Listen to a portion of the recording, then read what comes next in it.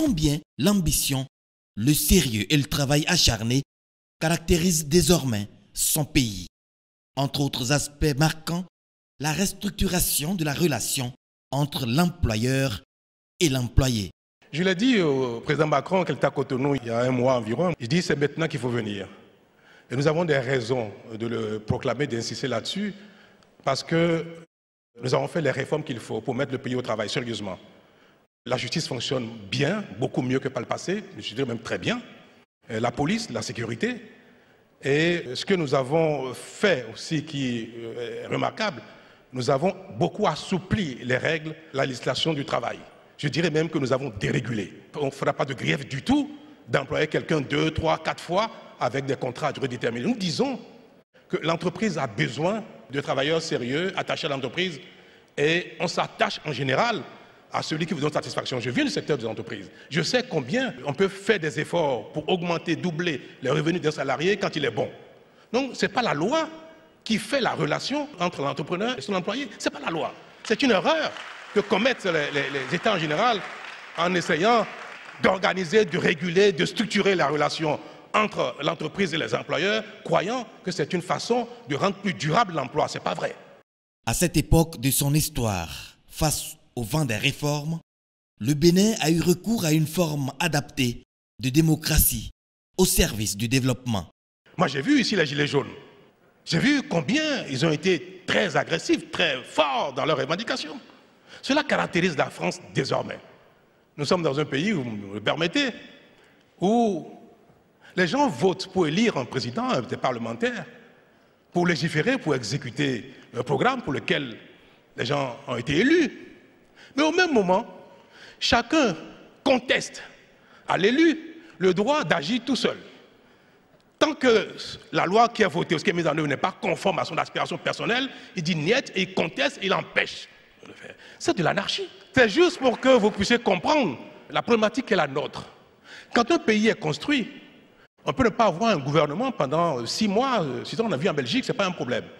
On peut contester tout ce qui se fait, le pays n'est pas véritablement paralysé. L'anarchie et la contestation, ce sont des luxes. Ce ne sont pas des luxes, ce n'est pas préjudiciable à la survie d'un pays qui est déjà les fondamentaux. Mais quand un pays est à construire, ou notamment un pays dans lequel tout est à reprendre, vous avez besoin d'avoir une réglementation forte. Vous avez besoin que les gens respectent la loi, soient disciplinés, et si l'expression démocratique qui doit s'exprimer, il ne faut pas souhaiter que ce soit pareil que ce qui est le cas dans les pays développés. Et c'est pour ça que le droit de grève tel que nous l'avons réformé au Bénin, on ne peut pas le faire en France.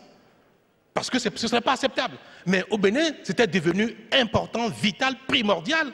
Sinon, ce pays restera éternellement dans la pauvreté. La France a été construite par les efforts soutenus de vos ancêtres. Ce qui fait qu'aujourd'hui, vous avez quelque chose à partager et qui fait que vous avez besoin d'un système plus équilibré pour avoir un partage équilibré des choses.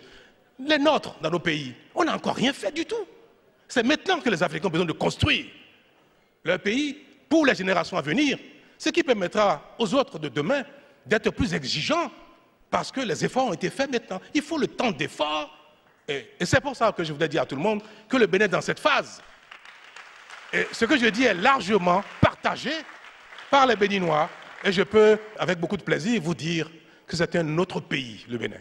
Après cet exercice de révélation des potentialités de son pays, d'autres entretiens ont également meublé le séjour du numéro 1 béninois à l'hippodrome Paris-Longchamp, 2 routes des Tribunes. On a écouté l'allocution du président ce matin et on a retenu 3 choses. C'est qu'au Bénin, on était ambitieux, sérieux et travailleur. Et ça, on sait que c'est les clés pour réussir.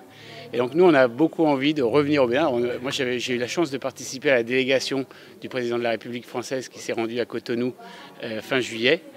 Et j'ai déjà découvert un pays formidable dans lequel on a des projets importants pour développer la pratique sportive, les infrastructures sportives de proximité.